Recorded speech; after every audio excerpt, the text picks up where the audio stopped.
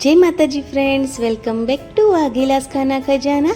आज આપણે બનાવીશું બાળકોથી લઈ મોટા બધાના ફેવરેટ એવા ક્રિસ્પી ચીઝ બોલ।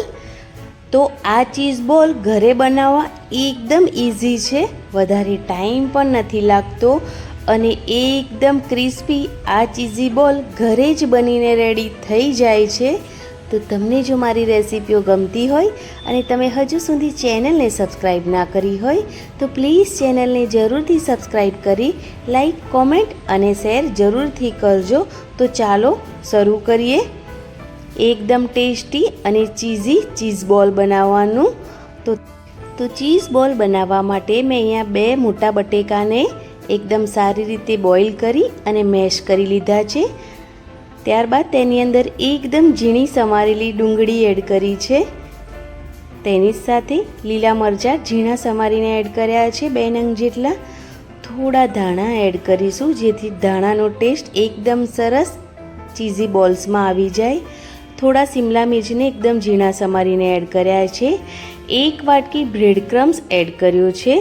તેની સાથે મસાલામાં સ્વાદ પ્રમાણે મીઠું એડ કરશું, થોડો ચાટ મસાલો એડ કરીશું, રેડ ચીલી ફ્લેક્સ એડ કરીશું, થોડો ઓરેગાનો એડ કરીશું અને થોડો મરી પાવડર એડ કરીશું।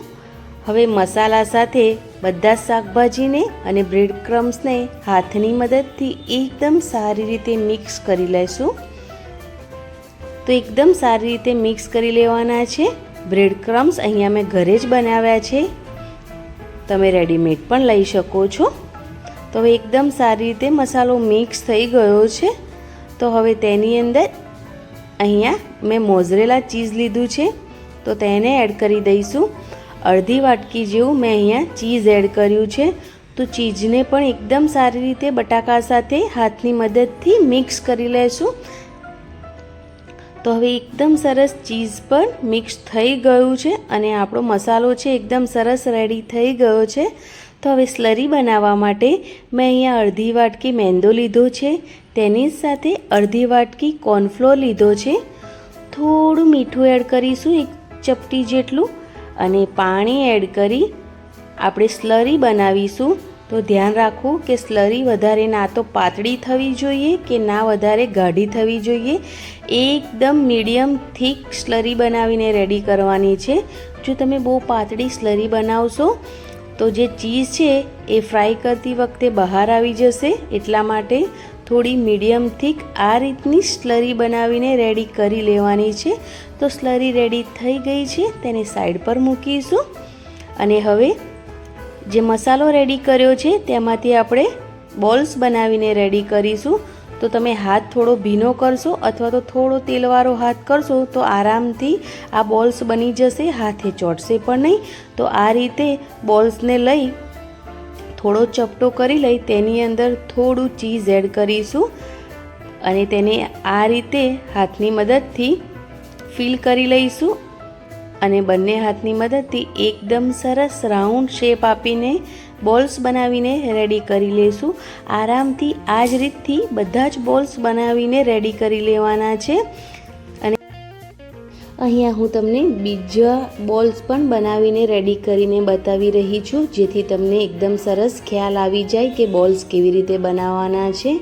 તો અહીંયા આ જ રીતે થોડું બેટર લઈ તેની અંદર ચીઝ એડ કરીશું, તેને થોડું ચપટું કરી અને ચીઝ એડ કર્યા પછી ચીઝ એકદમ સારી રીતે તેને ફિલ કરી લેવાનું છે બોલ્સ બનાવીને। આ રીતથી તમે જોઈ શકો છો અને આ જ રીતથી બધા જ બોલ્સ બનાવીને મેં અહીંયા રેડી કરી લીધા છે।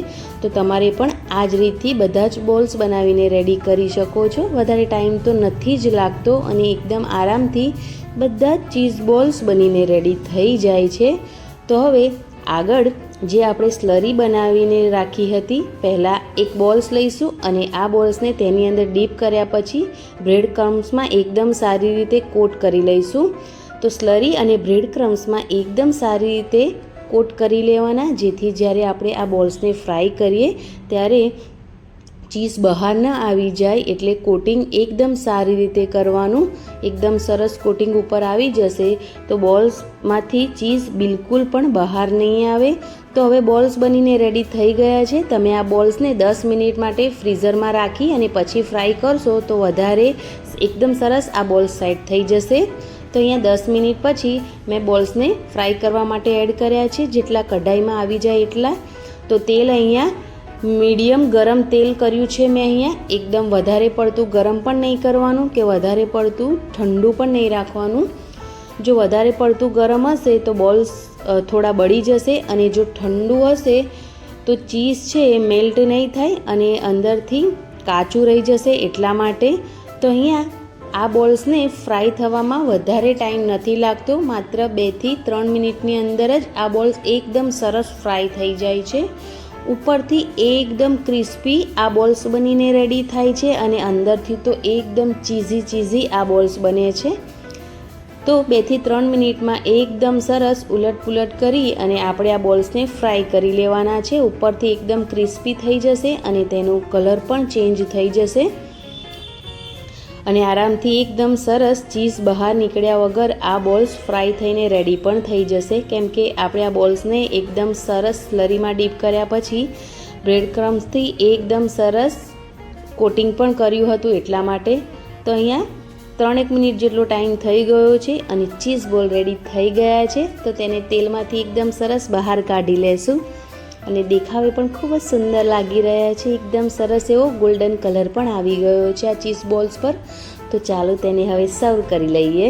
તો અહીંયા મેં ટોમેટો કેચઅપ સાથે તેને સર્વ કર્યા છે. તમે એમ પણ ખાઈ શકો છો.